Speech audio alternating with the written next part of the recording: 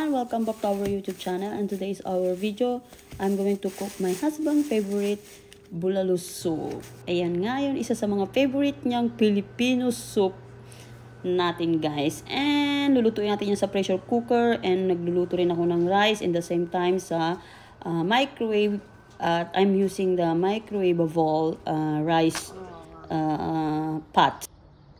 It's so sunny outside today guys. Ooh, hi, sun. Sunny. Mahal na araw.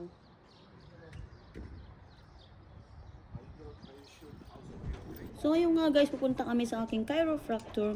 Nagpa-chiropractor ako dito sa Amerika guys kasi meron akong iniindang neck problem. So, medyo hindi ako nakakatulog na maayos, hindi ako komportable, nahihirapan ako. Lagi akong kailangan merong, alam mo yun, yung parang yung tribal pillow sa neck ko para maging komportable ako matulog. Tapos meron din ako nararamdaman sa back pain ko kasi nung bata ako nahulog ako sa creek. So, ngayon na matanda na ako, madami na akong nararamdaman, char. So, kagandahan dito sa Amerika kasi babayaran naman ng insurance yung chiropractor. Kaya dito ko lang na-experience to guys. And napakasarap. At meron akong 18 session. At ang sarap sa pakiramdam pag na-align ng doktor yung aking buto-buto.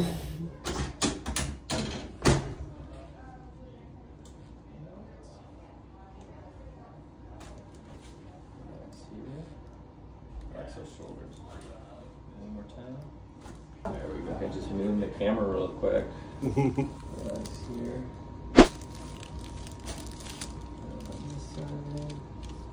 Relax that shoulder. Face up for me, please. This one, probably work again. Just work, more work. But still, memory all day, right? Oh yeah.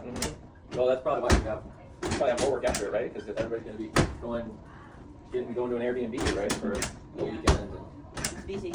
Hopefully, a little time to relax. Do you ever go to the Airbnbs? Got in the way there.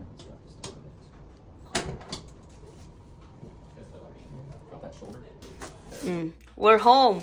Food is ready. Let's check. Ooh. Lal. How come you put your head there for what? The reason. Yeah, that's true. So after that, a long half day, meron naman akong cleaning. So meron akong isang unit na lilinisan na Airbnb, 3 bedroom siya.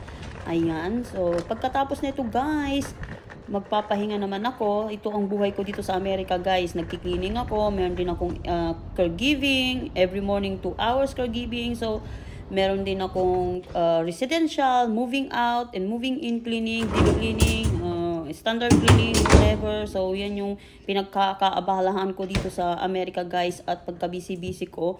Syempre, dito sa Amerika, life, life is work. So, di ba? Para ma-afford mo at makaipon at, matulungan ko rin yung aking asawa sa pang-araw-araw namin dito sa Amerika. So, ganito ang aking ganap dito sa Amerika guys. At meron akong work as a medical aid, tapos maging med passer, CNA sa isa akong medical nag-work ako sa medical field. So ayan. So ito yung mga ginagawa ko dito sa Airbnb. Nagpapalit ng mga bedsheet, nilalaban yung mga bedsheets, tapos ibabalik din yung mga i-fold yung mga towels, everything, parang hotel ang datingan niya. So sobrang kailangan high quality dahil ang mga Airbnb namin dito ay very high standard ang niya. Kumbaga 5-star, parang hotel ang datingan. So 5-star lagi ang review namin dyan. So, pag after nyan, guys, umuwi na ako ng bahay para magpahinga at matulog ng mga ilang oras kasi may pasok naman ako ng 11 PM ng gabi. Tapos, yung asawa ko, day off niya dahil nga ay Saturday. Kasi ako, every other weekend, meron akong work as, nag-work sa medical field. Ganyan talaga.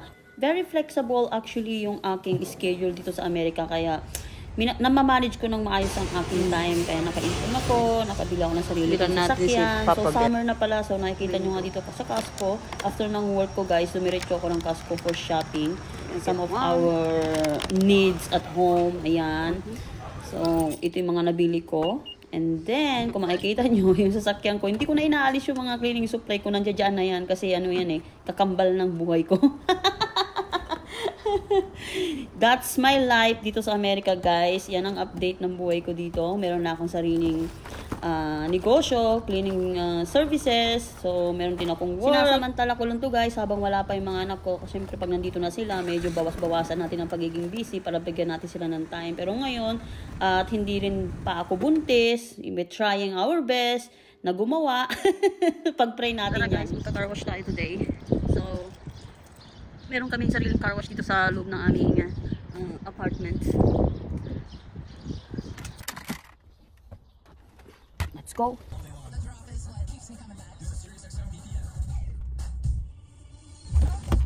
So, ito yung car washan dito sa apartment namin, guys. May vacuum. Ayan, may pet car wash din. Ayan. So, let's go!